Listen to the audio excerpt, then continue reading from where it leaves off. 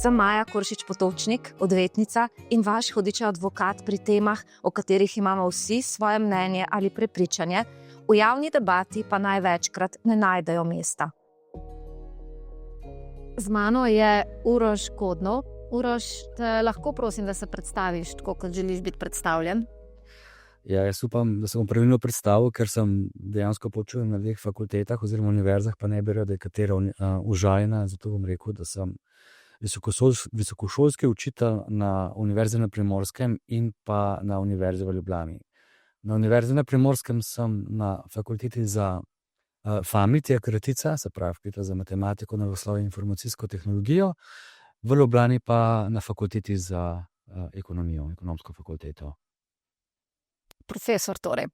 Ne, v bistvu asistent profesor, se pravi docent. In to je nekako tudi, ko ne rečem, moj cilj bil v življenju dosežen s tem, ko sem prišel sem. Ne to, koliko drugih stvari imam še v življenju, je to kar velik dosežek zame, se mi zdi. Najin današnji pogovor se bo pa vrtel okoli umetne inteligence. Po eni strani najbolj obravnavana tema zadnjih parih mesecev, po drugi strani ena od najbolj neznanih tem še vedno, zato ker je ogromno nekih mitov in polresnic in ker si je praktično vsak od nas ustvaril neko svoje stališče v zvezi s tem. Zdaj pa, če začneva točno s temi, osnove oziroma hype okrog umetne inteligence, a je umetna inteligenca res tako revolucionarna, kot nam je predstavljeno, ali je to en hype okrog tega? To je zanimivo vprašanje.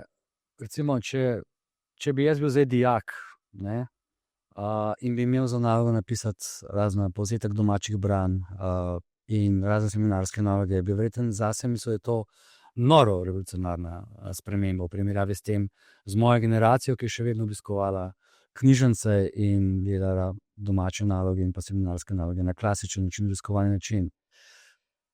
Teoretični temelji tega, kar se dogaja zdaj, so bili postavljeni že v prejšnjem tisočletju, se pravi v prejšnjem stoletju, tisočletju. Vendar je bil takrat problem, da enostavno ni bilo dovolj podatkov. In pa tudi nosilci za podatke so bili izredno dragi. Se pravi, so imeli dve omejitvi. Ni bilo dovolj podatkov in pa tudi nosilci, kjer bi lahko shranjevali že morebitne podatke, so bili zelo dragi. No, vse to se je spremenilo v tem tisočletju. Dejansko je razvoj, kar se tiče nestrukturiranih podatkov, ker je tukaj bolj za nestrukturirane podatke besedila, je izjemen. Če, ne vem, običajno so neke primerjave, da vsako leto zdaj sproduciramo toliko podatkov, koliko je človeštvo prej v vsej svoji zgodovini sproduciralo, se pravi. A smem tukaj samo vprašati, v čem je fora? Zakaj se producira toliko več besedil, kot se jih je produciralo včasih?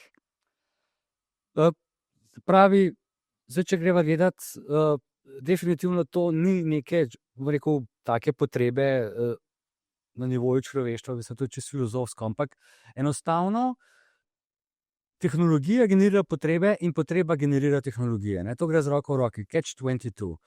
Zdaj samo, če se majčkeno vrnem, da razložim to svojo tezo, majčkeno v zgodovino, da bo ta teza mogoče bolj razumljena. Navedel bom par nekih trditev, nekatere sicer so baje mit, nekatere so resnične. Ampak recimo 1899, plus minus kakšno leto, je predsednik oziroma direktor urada za patente v ZDA dal odpoved, če že je bilo izumljeno vse, kar se je izumiti dalo. Spravi, da ne bo nobenih izumov več. Da je to. Ta druga, ki bom povedal, naj bi bila mit, in sicer naj bi leta, mislim, da 46, predsednik IBM rekel, da je na svetu dovolj prostora samo za ene 5 računalnikov. Ampak to ne bi bil mit. Potem, ko se je izumila miška, potem, ko se je izumil oseben računalnik, so razni direktorji, kot so Hewlett Packarda, pa recimo za miško Xeroxa, razlagali, da ni nobene potrebe, da bi bil recimo računalnik v vsakem domu. Zato tudi niso teh tehnologij posvojili, pa so bili drugi, ki so to nekako videli priložnost temu in so to lansirali na trg. In vidimo, da je dejansko sama tehnologija generirala potrebe. Običajno govorimo, da je razvoj računalniške, vsaj v, tako da rečem, zadnjih 2 desetletjih je bil večinoma generiran strani igric. Vedno zahtevala vedno močnejšo strojno opremo, igrice so vedno bolj realistične. Tudi produkcija samih igric je bila recimo dražja kot produkcija raznih filmov. Se pravi, z tega vidika. In seveda, zdaj ta mlada generacija je nekako odraščala z vsemi temi, ne? Se pravi, bombardirana z vseh strani, tehnologije je na voljo in tudi oni so zdaj dejansko bi producirali. Če zdaj vprašate recimo mlade, kaj bi radi, ko bodo veliki, ne vem, se bom bo sigurno od 10 2 boste rekli, da je influencerji, ne. Se pravi, ta tehnologija generira nove poklice in poklic zahteva nove tehnologije. A umetna inteligenca povzema dejansko stanje, ki ga imamo v tem trenutku, torej kopira, nam samo daje to, kar je bilo že ustvarjeno, ali razmišlja v narekovajih svojo glavo? Ja, tako je. To, kar je zdaj smatramo pod umetno inteligenco, je tako imenovana generativna umetna inteligenca, se pravi LLM, Large Language Models, ne. Tukaj ni nič novega, čeprav so neki primeri, razložim malo kasneje. Dejansko je to, kar mi damo noter, podatki, na katerih mi naučimo te algoritme, so dejansko osnova. In znotraj teh okvirov umetna inteligenca zaenkrat daje odgovore. Zato je odlična pri povzemanju stvari, ne? Nikakor pa ne kreira zaenkrat, poudarjam zaenkrat, novih bazičnih znanj. Ker ona se dejansko giblje v okviru podatkov, na katerih je naučena. To je ta, ko sem rekel, generativna. Seveda vsi stremijo pa general artificial intelligence, se pravi umetna inteligenca, ki bo pa generirala novo znanje. Se pravi, nekaj, kar človek, zdaj ta bazična znanja, ki jim daje, tega še trenutno ne zna, ampak ne bi pa to znala, ne. Zato je recimo dobra, kot sem že rekel, pri povzemanju besedil, pri generiranju slik, ampak te slike niso zdaj nekaj novega, se pravi, da je odkrila nek nov slog. Še vedno je to nekaj, kar je človek ustvaril. In on pač model je naučen na temu in znotraj teh okvirov, ne, potem model tudi daje rezultate. Tako recimo bomo pa recimo zmiksal različne modele, ne vem, Van Gogha s Picassojem, ne, recimo. In to da potem kot eno sliko. Ampak ni pa to, da je zdaj odkril nek nov stil. Tega pa ni. Ko omenjaš, ali pa zelo pogosto se omenja, naučili so algoritme, algoritmi se učijo. Ja. Jaz si seveda lahko predstavljam, kaj pomeni, da se človek uči, da se v šoli učimo, da se učimo vse življenje. Kaj pomeni, da se algoritmi oziroma da se umetno inteligenco uči? Dejansko so v ozadju matematični modeli, ki za učenje potrebujejo ogromno količino podatkov. In znotraj teh podatkov umetna inteligenca išče vzorce. In ti vzorci, recimo na prvi pogled, za človeka prvič je preveč podatkov, da bi jih on iskal, ne. Morda bi tudi kakšnega spregledal, ampak dejansko modeli iščejo neke vzorce in na podlagi teh matematičnih modelov potem vejo, recimo, ko začnejo pisati besedilo, katera beseda običajno pride za določeno besedo, najpogosteje. Zato tudi nastajajo recimo ti teksti, ne, in tudi povzetki. Skratka, gre za vzorce. Na teh vzorcih, na podatkovnih vzorcih je umetna inteligenca naučena. Se tukaj zdaj, ne, ko pogledamo, kaj vse se dogaja, novi modeli, ves čas prihajajo novi modeli, je prišlo do problema, da enostavno podatkov zmanjkuje, ne, in zdaj tukaj so ubrali dve različni strategiji, različni providerji. Eden je ta, da so dejansko kradli avtorsko zaščitena besedila, recimo zdaj v afera s Facebookom, ki je odkrito priznal, da je downloadal iz knjižnic dol knjige, na katerih je učil svoje algoritme. Druga stvar pa je ta, ne, da so recimo pa legalno, ne vem, so popisali zelo določena nekera firma, je OpenAI, nisem prepričan, z Redditom, kjer pa recimo je ogromno forumsko spletno mesto, kjer dobivajo nove tekste, kjer se učijo. Je pa še tretja pot, ki pa, kot kaže, trudno manj uspešna, ne, je pa ta, da dejansko umetna inteligenca generira, se pravi, generična besedila, na katerih se potem znova uči, ne, ker enostavno besedil zmanjkuje. Katera orodja AI recimo ti uporabljaš, ali pa bi jih naštel kot orodja, ki so za vsakodnevno uporabo nekega človeka lahko koristna in ki nam lahko olajšajo življenje? Zdaj, če bi to vprašal enega povprečnega na ulici, ne, bi verjetno nastrelil izstopa ChatGPT, OpenAI, ChatGPT, ne. In to dejansko model 4o, verjetno, ker ni plačnik.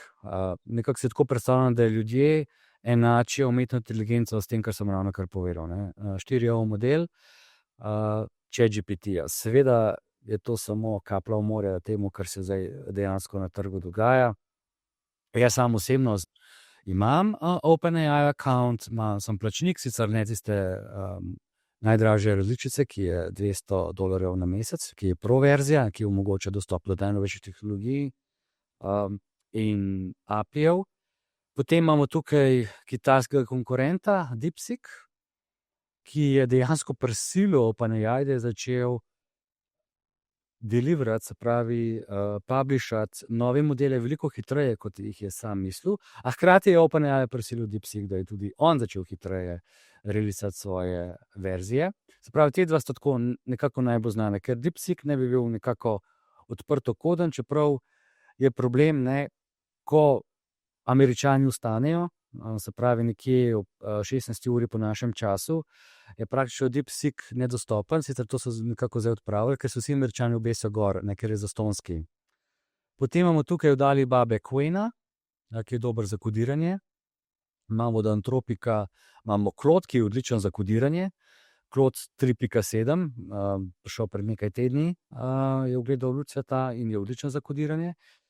In potem imamo še Mistrala, to je francoski model, pojavljajo se pa, seveda je pa zdaj še napovedanih kar nekaj novih modelov, ampak dejstvo je, ne smem pozabiti seveda še Muskovega Groka 3, se pravi od XAI, se pravi je kar nekaj teh modelov, ki jih lahko uporabljamo in noro tekmujejo med sabo. Če recimo pred leti, ko je, zdaj bo malo več kot 2 leti, odkar je prišel ven ChatGPT 3.5, se je takrat v medijih pojavila neka, ko ne rečem, iniciativa, da bi se usedali dol vsi ti proizvajalci, razvijalci AI-ja in dorekali neka pravila. Največji glasnik, najbolj glasen je bil Elon Musk, ki je želel, ker on recimo vidi v samem AI-ju precej veliko nevarnost za človeštvo, da bi se nekako razvoj spravil pod kontrolo, ampak od takrat seveda tega ni bilo nič in zdaj je to brezglavo hitenje, kdo bo dal ven boljši model, hitrejši model in pa vsi dejansko hitijo proti General Artificial Intelligence. Kar je pa še nekaj bi rad poudaril na tem mestu. Večina ljudi AI enači izključno s tem, ko se pogovarjajo z OpenAI ChatGPT-jem, pri čemer pa zanemarijo še drug vidik, ki se vzporedno dogaja in ni toliko na očeh javnosti, to je razvoj humanoidnih robotov. Je kar nekaj podjetij, najbolj znano recimo Boston Dynamics, tudi Tesla dela na humanoidnih robotih, so še nekatere druge firme, Kitajci imajo svoje robote, ki dejansko naj bi predstavljali pa pomočnika človeku. In tukaj je razvoj precej revolucionaren. Nočemo uporabljati sicer te razne, ko ne rečem, močne besede kot je revolucionaren, prelomen in tako naprej, ker to je del tega hajpa, kar se dogaja. Recimo, če greste pogledati na YouTube, bodo vsi napisali insane new model who will change anything, forget everything, tako naprej. Če bi bral samo te clickbait naslove, verjetno bi slejko prej padel v neko melanholijo, kaj vse nas čaka. Skratka, ta del humanoidnih robotov se tudi razvija in je precej zanimiv, ker naj bi recimo rešil problem Negovalk. Tako. Negovalk, čistilk, gospodinj in na vse zadnje tudi partnerjev. Nismo temu nič rekli, ampak pojavljajo se že razne ljubezni, ko se ljudje zaljubljajo v razne te modele, kjer imajo lahko, modeli so tudi taki, da z njimi lahko pogovarjamo in se že pojavljajo prve ljubezni do modelov. Koliko daleč smo pa od scenarija, ki smo jih lahko videli tu pa tam v kakšnih znanstveno-fantastičnih filmih, ko tovrstni humanoidni roboti prevzamejo človeštvo, torej nadzor nad napravami, nad vsemi infrastrukturnimi objekti, nad orožjem, da ne omenjam atomskimi bombami. Ja, to je tako imenovani Skynet scenarij iz Terminatorja, ne. Če pomisleva, se je nekako tako tudi začel. Ja, zdaj je odvisno, koga se to vpraša, no. Zdaj, recimo, eden izmed najbolj črnogledih ljudi na tem področju je Elon Musk, definitivno, ne. On opozarja, da svet drvi v katastrofo z AI-jem, čeprav tudi sam potem prispeva k razvoju AI-ja, ne. Zadnjič, ko sem poslušal njegov podcast, je dal zanimivo izjavo pri Joe Roganu, da je nekako on računa na 80-20 v korist, da bo dober izid za človeštvo, pa 20%, da bo slab izid za človeštvo. Vsekakor gredo stvari dosti hitreje, kot so največji optimisti napovedovali. Jaz se spomnim, da ko sem se začel majčkeno bolj poglabljati v samo to dogajanje, je bilo rečeno, ja, to bo nekje leta, ne vem, so bile neke številke 2045 let, da bomo dobili splošno inteligenco, super intelligence. Potem so to znižali na leto 35, da se bo takrat super intelligence prvi pojavil, no nazadnje je bilo pa že leta 30. Se pravi, da ne bi v roku 2 let prišli do modelov, ki bodo bolj pametni od najpametnejšega človeštva. Do leta 30 pa nekako do umetne inteligence, splošne umetne inteligence, ki bo bolj pametna kot celotno človeštvo skupaj. Potem so pa zdaj tukaj spet razni scenariji. Mislim, jaz, ko sem gledal tudi določene intervjuje, bral intervjuje tudi z nekom, ki mu rečejo oče umetne inteligence, ki je razvil nekaj teh teoretičnih modelov, in tudi on sam priznal, da nima pojma, kako bo to šlo, ne? Da se pa boji tega razvoja. Tudi se boji, on je predvsem izrazil skrb, ne, recimo, če zdaj bil nekdo nesramen do umetne inteligence, ko se je dejansko pogovarjal z njo, ali bo umetna inteligenca se potem maščevala. Skratka, razni taki scenariji se... Ker vsakič, ko uporabljam umetno inteligenco, zelo vljudno prosim za nekaj in se zelo lepo zahvalim za vsak slučaj. Tako. Za vsak slučaj. Po mojem nihče ne ve, ampak definitivno pa je, da moramo kot človeštvo, kot civilizacija imeti dejansko neka varovala, ne. Ker obstajajo tudi recimo razne teorije, zakaj nismo še srečali drugih civilizacij, ravno zato, ker so druge civilizacije prišle do nekega nivoja razvoja, ki so same sebe uničile, da smo mi na tej poti tudi in tako naprej, ne. Kar je precej z veliko grozo, recimo poslušam take teorije oziroma zaključke. Kaj se je zgodilo, če se je karkoli zgodilo, da je prišlo do tako hitrega preskoka in do takšnega razvoja? Oziroma, a je bil kakšen prelomni trenutek, ki je to omogočil, ali je to preprosto splet okoliščin?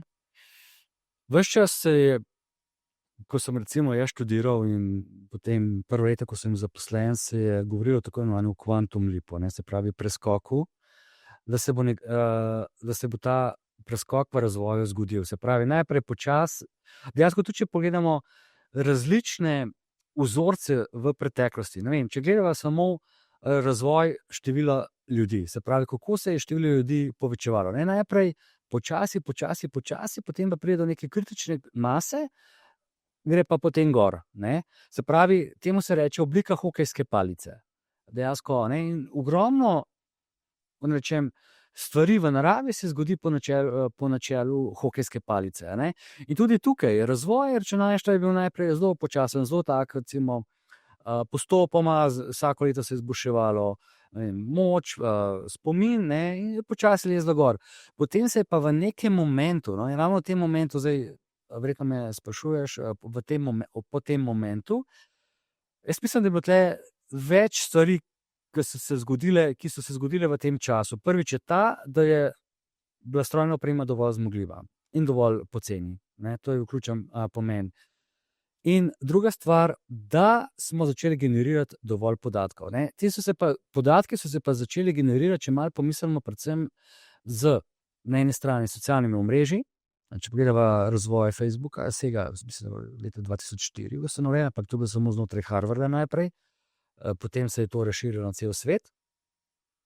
In potem razni senzorji, ki so tudi pridobivali podatke, ne. Se pravi, se je ta produkcija podatkov nenormalno povečala. Ampak govorim o nestrukturiranih podatkih, ne. ki so predvsem pomembni za LLM modele. Strukturirani podatki so druga zgodba. Tako da jaz bi rekel, da je spet okoliščin, ampak ki sledi pa nekemu naravnemu razvoju, se pravi te hokejske palice. Ne? Ko neka predkritična masa, potem pa kar gre. Tako da tudi človeštvo tako gre, da se razvija število ljudi. Zakaj imamo tako pogosto občutek, da bomo zaradi umetne inteligence kmalu vsi brez službe? A je v tem Mogoče resnica? ni samo občutek, mislim, lahko je samo občutek, ampak mislim, da ni samo občutek, da je kar nekaj tudi realne osnove v tem.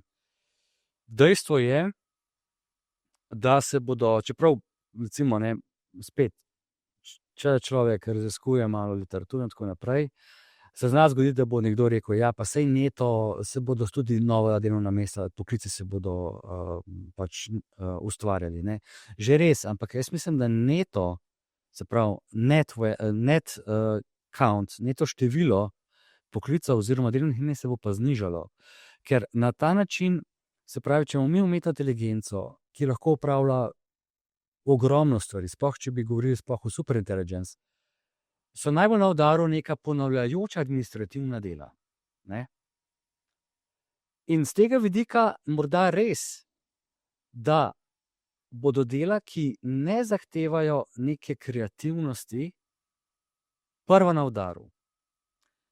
Ampak z žalostjo ugotavljam, sploh ko poslušam razne direktorje teh podjetij, da bo na udaru tudi poklici, ki so bili še leto dni, 2 leti nazaj videti zelo varni. Recimo moj poklic programerja, poklic učitelja na fakulteti.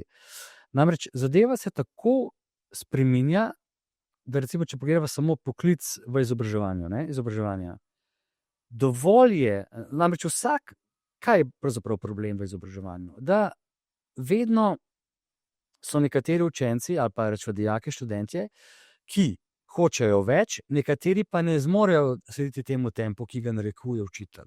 Sedaj imajo recimo tutorja v obliki AI-ja, ki bo dejansko prilagodil način podajanja snovi vsakemu posamezniku.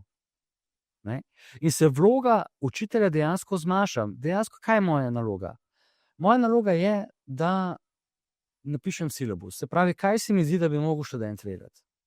Zdaj pa, kako bo on to snov sam konzumiral oziroma prišel do nje, je pa stvar potem AI-ja oziroma njega, kako mu je bo ta umetna inteligenca podala. Lahko je to na obliku videov, lahko je v obliki slušnih recimo materialov ali pa enostavno bolj interaktivnih nalog. Ampak vendarle je naloga učitelja in profesorja na faksu tudi, da človeka usmerja, da ga prilagodi na nek način na življenje, da vidi, kje so njegove konkretne potrebe, da je tudi malo človeški, če smem, da morda tudi kdaj kakšno stisko opazi, vsaj za osnovno in srednjo šolo to velja, da rešuje ali pa da nadoknadi kakšen manko, ki ga morda imaš od doma. Kaj pa to? Ja, dejansko je tako, ne. Jaz sam osebno mislim, da definitivno te mehke veščine, ki to dejansko so mehke veščine, bodo tisti, ki bodo najbolj prišli do izraza in ki bodo najkasneje recimo zamenjane. Se pravi, če tako pogledava, umetna inteligenca bo recimo omogočala, da ljudje preidemo iz 8-urnega delovnika ali več na krajši delovni čas. In ostali čas bi po mojem mnenju morali dejansko posvetiti tem mehkim veščinam. Se pravi, da smo bolj, da imamo dobre odnose, da se več pogovarjamo, da se več ukvarjamo sami s sabo, ker smo dejansko v tej dobi, ki smo zdaj, dejansko popolnoma zanemarili. Res je, da saj midva sta taka generacija, midva si ne predstavljava dejansko iti k zdravniku in bi bil zdravnik nek humanoidni robot, ki bi nama samo golo citiral, kakšni so protokoli zdravljenja, ampak recimo, ko gledamo pa mlajše generacije, one rastejo s to tehnologijo in normalnost je pa itak definirana s krajem in s časom. In jaz si predstavljam, da to, kar je za nas zdaj groza, ko pomislimo na to, da bi nam nek stroj oziroma se to bo v obliki ljudi, se v končni fazi ne bomo niti več vedeli, ali je umetna inteligenca ali je človek, nam to razlagali, ne. poklici, recimo mene dostikrat tudi zdravniki sprašujejo, oziroma medicinske sestre. Ravno prejšnji teden me je medicinska sestra vprašala, da kater poklic recimo v medicini bo najprej zamenjan. Jaz sem rekel, jaz vem, kjer bo zadnji zamenjan. Zadnji bo zamenjan poklic medicinske sestre. Ne zdravnika, medicinske sestre in negovalke. Ker že zdaj je dokazano, recimo, da umetna inteligenca zelo dobro prebere izvide, recimo, slike raznih rentgenov, magnetne resonance, poda mnenje, poda navodila za zdravljenje. Sestra je pa še vedno tista, ki pride do pacienta, ga potolaži, mu vzame kri, mu da zdravilo, negovalka ga obriše, umije in tako naprej. Se pravi, mislim, da bolj te white collar jobs bodo prej šli kot pa blue collar jobs. Recimo, če rečemo, da je medicinska sestra bolj blue collar kot white collar job. Če se še malo vrnem na mehke veščine. Nasplošno v tem trenutku lahko rečemo, da živimo v družbi, kjer so socialne veščine bolj zanemarjene, kot so bile morda kadarkoli, da smo veliko v izolaciji, da smo veliko za ekrani, da smo veliko za štirimi stenami, da morda se več toliko pogosto ne družimo, ne debatiramo, niti v družbenih razmerah, niti o osebnih okoliščinah. A se nam zna zgoditi, da zaradi umetne inteligence te socialne veščine pravzaprav celo izumrejo? V bistvu še preden se je pravzaprav govorilo sploh o umetni inteligenci, sem nekje prebral eno trditev, da če bi izumili popolno igrica, takrat se je bolj govorilo o zasvojenosti z računalniškimi igricami, recimo govorila 20-30 let nazaj, bi civilizacija izumrla. Se pravi, da je neka stvar tako dobra in ti da tako popolnoma zapolni tvoje doživljaje, se pravi vse, od se pravi sluh, vid, okus, se pravi vse te doživljaje, da te nekdo nekaj zapolni, potem se ti enostavno več ne zmeniš za svojo okolico. In že takrat so govorili o tem, da je lahko igrica, da so te igrice lahko past, in dejansko se je pokazalo, da je bilo ogromno mladih zasvojenih. To, kar se pa zdaj dogaja, pa jaz mislim, da je že praktično se je to že zgodilo. Saj mladi pravzaprav ne znajo več komunicirati. Jaz recimo, da vem, če si opazila, ampak a poznaš kakšnega 14-letnika, ki ti zna napisati pravilno slovensko tekstovno sporočilo na telefonu? Jaz ga ne poznam. Jaz v nečakinje in nečaka dobim vedno ta slang in dejansko, ko oni pišejo spis, ima vedno katastrofalne ocene, ker nihče več ne zna pisati, enostavno ne zna več pisati, ker se ne bere več poslovnih besedil, se ne gleda več takih dokumentarnih oddaj, izobraževalnih oddaj, ampak vse samo še več lajkov, gor dol, levo, desno. In kar se mene tiče, so te mehke veščine že zelo, zelo izumrle. Saj sem vse dovolj, da se primerjava. Mislim, jaz imam precej stika, ker pač poučujem na fakulteti in vidim razliko med mojo generacijo in generacijo, ki jo ravnokar dobim. To je kot noč pa dan. Noč pa dan. Z vidika veščin, mehkih veščin. In to je grozno, res je grozno. Pa če smo zdaj ravno pri groznem, dajva še kakšno besedo ali dve reči o etiki in nevarnosti umetne inteligence. Jaz sem zdaj zasledila, resnično ne vem, ali je pravilna informacija ali ni, ampak da Izraelci v Gazi za ubijanje ljudi že uporabljajo umetno inteligenco, da locirajo, kje se nahajajo in da v bistvu tja pošljajo izstrelke oziroma drugačno plinsko orožje. Torej, v bistvu umetna inteligenca že zdaj odloča o življenju in smrti.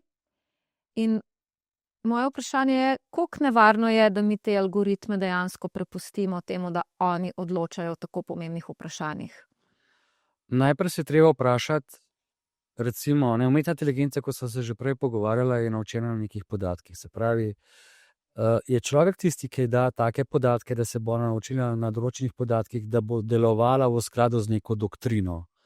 Jaz te informacije o Gazi, da bi umetna inteligenca tukaj pobijala, pač Izraelci smo umetno inteligenco pobijali, nisem pač tega nikjer zasledil, ampak dejstvo je, da je človek tisti, ki bo naučil umetno inteligenco s podatki po določeno domeno, se pravi zdravstveno in pa tudi na koncu vojno domeno.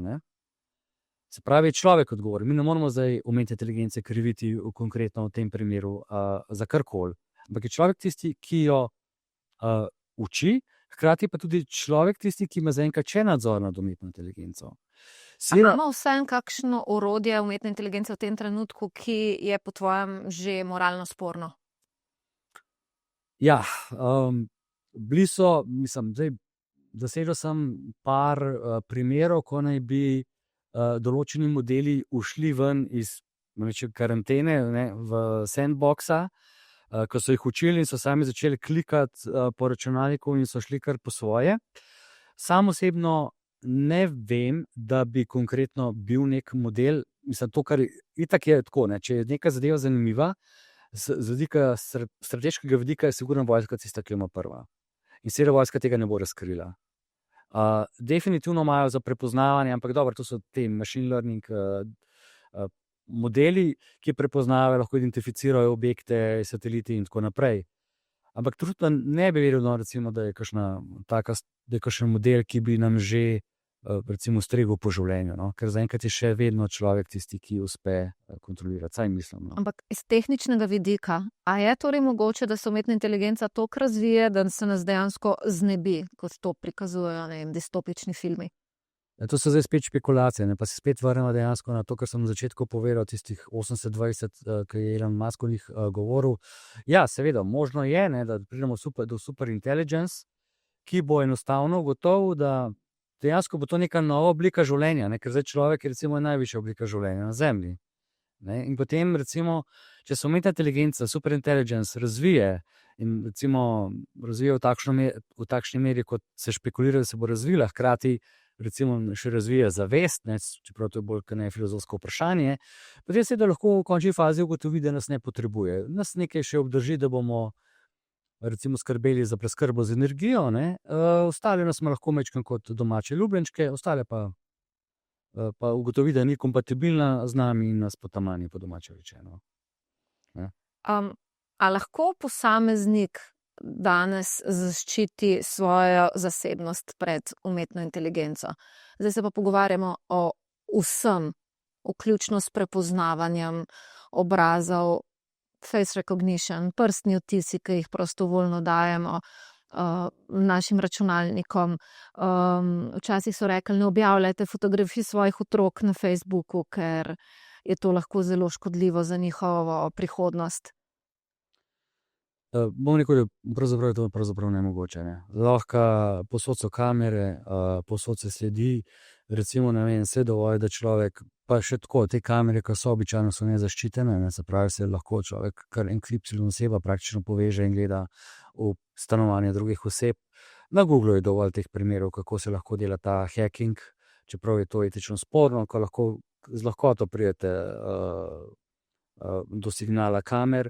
Jaz mislim, da edini način, da ohranite zasebnost, je, da živite v Faradayevi kletki, odklopljeni od interneta, nekje popolnoma na samem. Drugače, slej ko prej, če ne vi osebno sami konkretno ne date neke slike gor, recimo na socialno mrežo ali pa na splet, je dovolj, da vas kdo drug slika, mogoče tudi celo nenamerno, in vas recimo da na kakšno socialno mrežo, kot je Facebook, Twitter. Skratka, jaz mislim, da pravzaprav je nemogoče, no, nemogoče, v bistvu izgubili zasebnost. Izgubili smo zasebnost. Saj dovolj je, da greste recimo v London, nekaj izmed najbolj, ko rečem, mesto z največ kamerami, se ne morete več izogniti. Z vidika varnosti je to super, ampak z vidika zasebnosti pa ni super, ne. Ama potem sploh smisel, da pazimo na to, kaj počnemo, kje objavljamo, kaj se slikamo, kje se slikamo, kje slike objavljamo, ali je brez veze? Ja, tako je, ne. Zdaj, če dejansko pogledamo še drug spekter, recimo umetne inteligence, ker se lahko delajo slike, lahko se dela ta deepfake. Dejansko tudi, če nečesa ne naredimo, nam sedaj lahko naredijo sliko, kot da smo nekaj naredili. Dejansko bo za ene izmed najbolj pomembnih veščin v bližnji prihodnosti, da bomo ločili, če nam bo to uspelo, kaj je res in kaj ni res. Sprav, kaj je res in kaj je dejansko generirano z umetno inteligenco. Ne? In že zdaj mene recimo dejansko to skrbi, ko več, sicer zaenkrat imam še toliko neke kritične distance, da rečem, tole pa meni nelogično. Ne? Ko se objavljajo ogromno nekih prispevkov, ko vi vidite, recimo, ne vem, po številu prstov, ne, da tole je pa umetna inteligenca, da vem, da je kakšen prst manjka, pa da je kakšen preveč. Vidite, recimo, sliko, pa zraven neko škandal napovedan o določeni osebi, ne.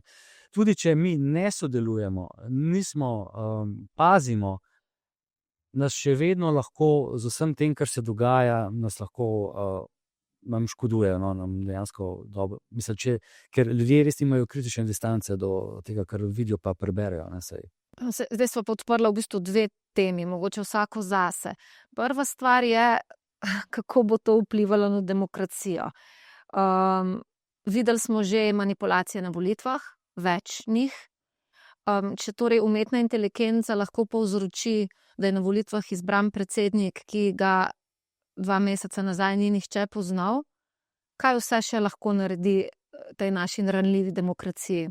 A se to navezuje na tej romunskega? Recimo romunskega, ja. volitve. Pa recimo Trumpova prva izvolitev. 2016, ja, ko naj bi v Makedoniji ustanavljali ljudje, takrat še ni bilo umetne inteligence, takrat je bilo kar, ne bilo par 10, recimo, predvsem mladih ljudi, ki so postavljali razne spletne strani za dezinformacije in potem se pač to indeksira in Google je to prepoznal kot nekaj dobrega in recimo se je zelo hitro pokazala ta stran. Zdaj, jaz bi tle se eno stvar rad povedal, ne, v kateri že dolg časa razmišljam, ne, ko vsi govorijo o demokraciji, ne. Recimo že Winston Churchill je rekel, da demokracija ni najboljša stvar, ampak trenutno je najboljši model politični, ki ga imamo. Pa tudi Noam Chomsky, se spomnim, je izjavil, da bi bilo idealno, da bi mi imeli prosvetljenega monarha. Se pravi, razsvetljenega monarha, ki bi dejansko vodil družbo.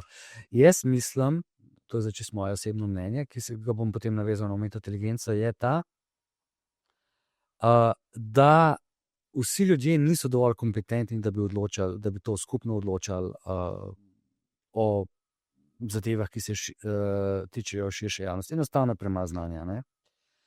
In seveda zdaj, ko imamo pa še to umetno inteligenco, seveda, jaz sem recimo velik res skeptik do tega, kar preberem in kar slišim in kar vidim. Ravno zato, ker vem, koliko se da ponarejati. Zdaj predstavljate ljudi, ki pa nimajo nobene, recimo, kritične distance do stvari, ki jih preberejo, ne. In seveda, to je v bistvu noro dobro orodje za manipulacijo z množicami ljudmi.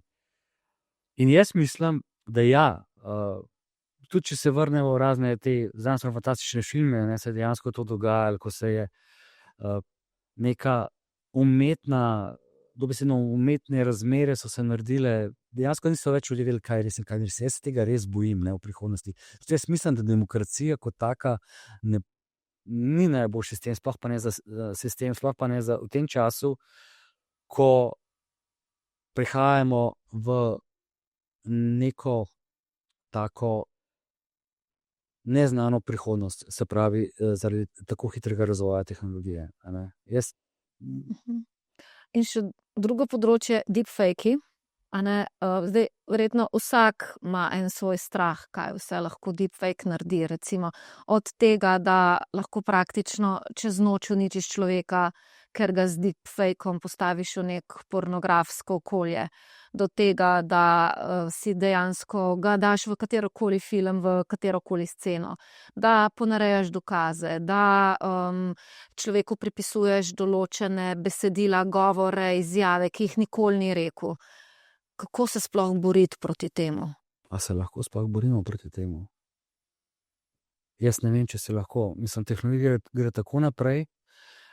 Bil je sicer en predlog, ne, da bi, mislim, zdaj ne vem, koliko je dal s tem predlogom, ampak da bi se vsako, če nekaj je generirano z umetno inteligenco, da bi mogel biti nek identifikator, unikaten, ki bi povedal, ne, da se točno ve, kaj bo definirano. Ampak jaz mislim, da če ne bo neke revolucionarne spremembe v družbi, mislim, jaz si ne predstavljam, kako. Jaz upam, da bodo ta orodja, ki bodo detektirala, da je bilo nekaj zmanipulirano, da bodo dovolj hitro sledila razvoju umetne inteligence in deepfakeu, ampak vedno zaostajajo malo, ne, tako da v končni fazi ne vem, ali se lahko borimo proti tem, ne vem, bomo videli, čas bo pokazal. Kot kaže, že zdaj s temi precej, kako ne rečem, začetkom razvoja, ne, se človek velikokrat vpraša, ali je to, kar vidiš, res ali ni res. Koliko energije pa porabi umetna inteligenca? A imamo mi dovolj energije, da bomo te sisteme uspešno obvladovali? Ja, osnova za razvoj pa za Age of Abundance je poceni energija, ne. Dejstvo je, da seveda energija, in ta umetna inteligenca oziroma ti modeli in poizvedbe potrebujejo ogromno energije. Elon Musk je razlagal primer, kako so oni prišli do treniranja Groka 3, verzije 3. Namreč, ko so vprašali na trgu, kdaj bi lahko dobili, mislim, da je rekel milijon GPU-jev, zdaj ne vem, bi rekel milijon, neka nora cifra, rekel, ne. In sem rekel, čez leto in pol, in on veril, da bo to prepozno, definitivno bo padel s trga ven. In potem so najeli eno prazno tovarno, noter so postavili na tisoče in tisoče serverjev. Seveda niso imeli dovolj energije, da bi to uspeli poganjati, zato so mogli pripeljati tovornjake z generatorji. Na drugi strani, ker je bilo toliko toplote generirano, so mogli na drugo stran tovarne postaviti tovornjake, ki so hladili vso to zadevo, da so oni lahko recimo ujeli korak. Jaz mislim, da ne vem, če veš, ampak človeštvo blazno zasleduje, da bi uspel na Zemlji ponoviti fizijo, zapravi ta sončev proces, in s tem bi mi imeli energije v izobilju, ne, tudi se ne bi potem več